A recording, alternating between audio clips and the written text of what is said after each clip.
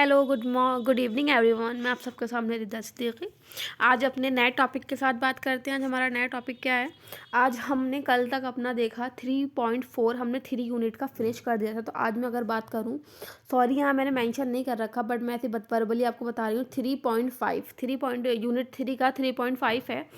Chronic neurological condition and blood disorder, जीर्ण तंत्रिका संबंधी स्थितियाँ और रक्त विकार आज हमारे टॉपिक का नाम है।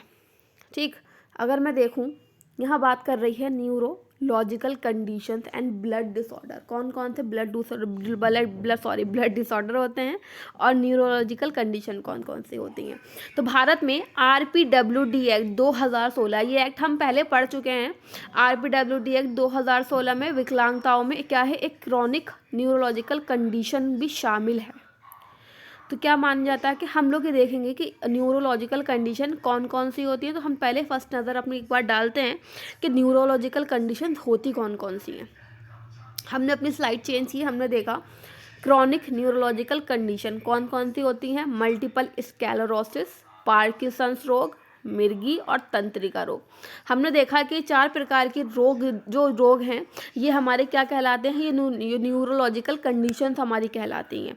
इसके बाद हमने हमारे जो सब यूनिट था उसमें एक था ब्लड डिसऑर्डर। तो अब हम देखते हैं ब्लड डिसऑर्डर क्या होता है, ये कितने प्रकार की ब्लड डिसऑर्डर के अंदर बीमारियाँ आती हैं। तो 2 प्रकार की क्या आती हैं, ब्लड डिसऑर्डर के अंदर बीमारी आती हैं। कौन कौन सी हैं? थैलेसीमिया और हीमोफीलिया। हम एक एक करके डीपली थोड़ा जानने की कोशिश करते हैं कि जो हमारी न्यूरोलॉजिकल कंडीशन कौन कौन सी हैं और क्या क्या इसमें समस्या देखने को मिलती हैं। तो पहले हम बात करें न्यूरोलॉजिकल कंडीशन। तो हमारी फर्स्ट न्यूरोलॉजिकल कंडीशन की मैं बात करूं, मल्टीपल स्क्लेरोसिस। मल्टीपल स्क्लेरोसिस में क्या होता है? मल्टीपल स्क्लेरोसिस एक ऑटो इम्यून डिसीज़ है। इसमें शरीर अपने ही ऊतक और कोशिकाओं पर हमला करता है। जिस व्यक्ति को क्या होता है, मल्टीपल स्क्लेरोसिस होता है, उस इंसान की जो बॉडी होती है वो अपने ही ऊतक, टिश्यू और जो हमारी कोशिकाएं होती हैं क्या करता है, खुद ही उन पर हमला करता है। क्या, कौन हमला करता है? हमारी बॉडी। मल्टीपल स्क्लेरोसिस में तंत्रिका तंत्र यानी जो हमारी रीढ़ की हड्डी होती है, जिस पे हमारी पूरी बॉडी बेस्ड होती है, हमारी रीढ़ की हड्डी होती है, और जो हमारा मस्तिष्क होता है, जो हमारे शरीर के सबसे इम्पॉर्टेंट जो हमारे भाग होते हैं, क्या होता है, वो दोनों प्रभावित होती है। हमारी पूरी का तंत्रिका तंत्र प्रभावित होती है। कौन से रोग में? मल्टी स्क्लेरोसिस में। विशेषज्ञों का कहना है कि यह पुरुषों से ज़्यादा महिलाओं में होता है। इसका कहना क्या है? जो मल्टी स्क्लेरोसिस रोग है वो महिलाओं में अधिक देखने को मिलता है, किससे? पुरुषों की तुलना में। पुरुषों में कम होगा, देन महिलाओं में वो चीज़ ज़्यादा होगी। आगे बात करें,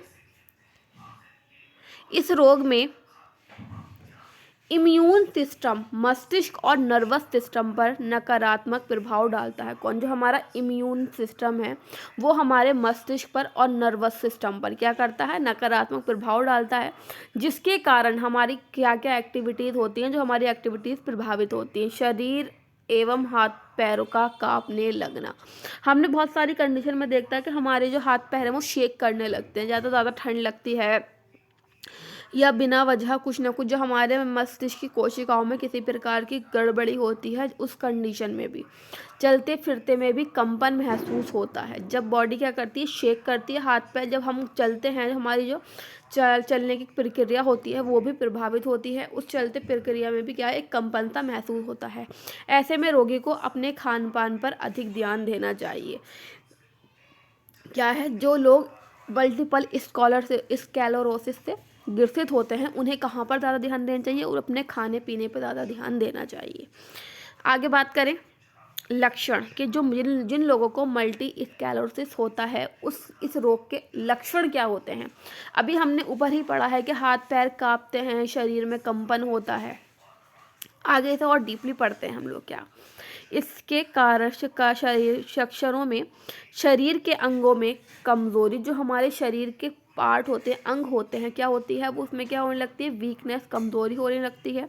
शरीर का सुन पड़ना। हम लोग देखते हैं कभी कभी हम लोगों के साथ भी कंडीशन होती है, हम बहुत देर तक कोई लगातार एक काम कर लेते हैं, एक ही उसमें पोस्चर में बैठ गए कि पैर मुड़ा हुआ था, है ना, तो हमारा थोड़ा देर को देखते हैं कि हम हमारे पैर में ऐसा लगता है कि इसको चूटी सी काटने लगती है। उस कंडीशन में हम अपने पैर को सीधा नहीं कर सकते, चल नहीं सकते। तो शरीर का सुन्न होना, इस पे हमारे शरीर का अंगों का क्या है, कमज़ोर पड़ते हैं, उसके कारण वो क्या होने लगते हैं, सुन्न होने लगते हैं। अचानक संतुलन खो बैठना, कभी कभी हम देखते हैं कि हम लोग चलते चलते गिरने लगते हैं। जो हमारी बॉडी का हमारा पोजीशन हो, हमारी बॉडी का संतुलन होता है वो क्या होता है, बिगड़ जाता है। देखने में परेशानी होती है।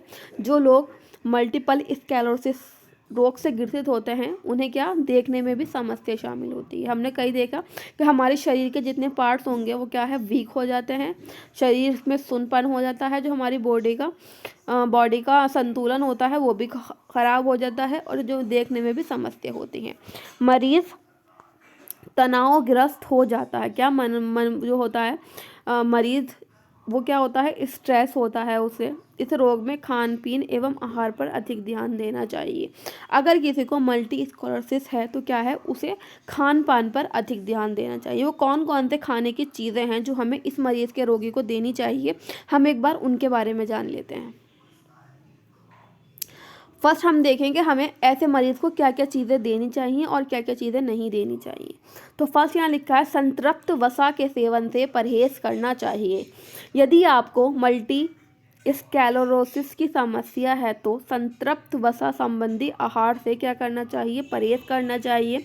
जो आहार में या भोजन में क्या है, वसा है, तो हमें क्या करना चाहिए, उसका सेवन नहीं करना चाहिए। तो वसा कौन कौन से आहार में या भोजन में पाई जाती है, हम उसे देखते हैं। तो पशुओं के मांस में क्या पाई जाती है, पशुओं के मांस में संतृप्त वसा पाई जाती है, जो किसके लिए हानिकारक है, मल्टीपल स्क्लेरोसिस के लिए हानिकारक है। जिसके कारण अगर आप मल्टी स्क्लेरोसिस के मरीज़ हैं, रोगी हैं, तो उस कंडीशन में अगर आप संतृप्त वसा से संबंधित क्या है वस्तुओं का सेवन कर रहे हो तो आपको कैंसर, हृदय के रोग एवं अन्य सेहत जो उसके हेल्थ संबंधी इशू क्या है हो सकते हैं आपके साथ। तो हमें क्या करना चाहिए, जब हमें मल्टी स्क्लेरोसिस से ग्रसित हम व्यक्ति है, कोई हमारे रिलेटिव या हम खुद, तो हमें ऐसे वसा संबंधी क्या है आहार का प्रयोग नहीं करना चाहिए। नेक्स्ट देखें, ओमेगा 3 एवं ओमेगा 6 फैटी एसिड। इस रोग से ग्रसित लोगों को अपने डाइट में ओमेगा 3 एवं ओमेगा 6 फैटी एसिड से संबंधित आहार ज़रूर शामिल करना चाहिए। किन लोगों को, जो लोग मल्टी स्क्लेरोसिस से ग्रसित हैं उन लोगों को ओमेगा 3 एवं ओमेगा 6 फैटी एसिड से संबंधित भोजन अपने आहार में ज़रूर शामिल करने चाहिए। अब हम देखते हैं ओमेगा 3 एंड ओमेगा 6 कौन से कहाँ पाए जाते हैं। तो हम ओमेगा 3 जो है वो मछली में पाया जाता है। कौन सी मछली में, सैल्मन मछली में पाया जाता है। और ओमेगा 6 की मैं बात करूँ तो वो ड्राई फ्रूट्स जो होते हैं हमारे, बादाम हो गया, काजू, है ना, जो हमारे ड्राई फ्रूट्स होते हैं उसमें, और सूरजमुखी के क्या तेल में पाया जाता है ओमेगा 6 फैटी एसिड। तो हमें जो व्यक्ति मल्टीपल स्क्लेरोसिस से ग्रसित है उसे ड्राई फ्रूट, सैल्मन मछली या सूरजमुखी के तेल का प्रयोग करना चाहिए। आगे देखें, हरे पत्तेदार सब्जियां, जिन लोगों का वज़न अधिक होता है, क्या कभी कभी हम लोग देखते हैं कि हम लोगों का क्या है वज़न ज़्यादा हो रहा है हमारी एज के अकॉर्डिंग, और वो साथ में मल्टीपल स्क्लेरोसिस से भी क्या है जूझ रहे हैं, तो उन लोगों को क्या करना चाहिए, लो कार्ब के सेवन से वज़न कम करने की कोशिश नहीं करनी चाहिए। इस रोग में क्या है, अगर हम लोग अपनी डाइटिंग करना चाहते हैं, डाइटिंग की वजह से क्या हम डाइटिंग करेंगे ताकि हमारा वज़न कम हो जाए, तो उसमें हमें लो कार्ब के सेवन से वज़न कम करना नहीं चाहिए, क्योंकि उसमें भी क्या होती है हमारी बॉडी डाउन हो जाती है, थकी थकी से महसूस करती है। और साथ में क्या, इस रोग में भी हमारी जो बॉडी होती है वो अधिक थकान महसूस करती है। तो अगर आप लो कार्ब का सेवन करोगे तो क्या हमारे शरीर में ऊर्जा की कमी हो जाएगी। तो अपने शरीर में हमें क्या ऊर्जा को बनाए रखने के लिए हरी पत्तेदार सब्जियों एवं फ्रेश फ्रूट्स वगैरह का क्या सेवन करना चाहिए। और अपनी जो डाइट है, डाइट में भी हमें क्या अपनी फ्रेश वेजिटेबल्स एंड फ्रूट्स का ही सेवन करना चाहिए अगर हम लोग अपना वज़न कम करना चाहते हैं तो।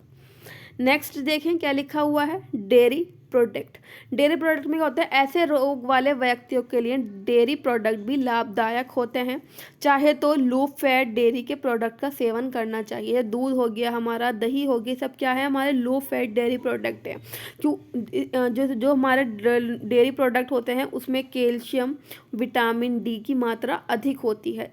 तो कैल्शियम और विटामिन डी लेने से क्या होती है, हमारी जो हड्डियां होती हैं वो मजबूत रहती हैं।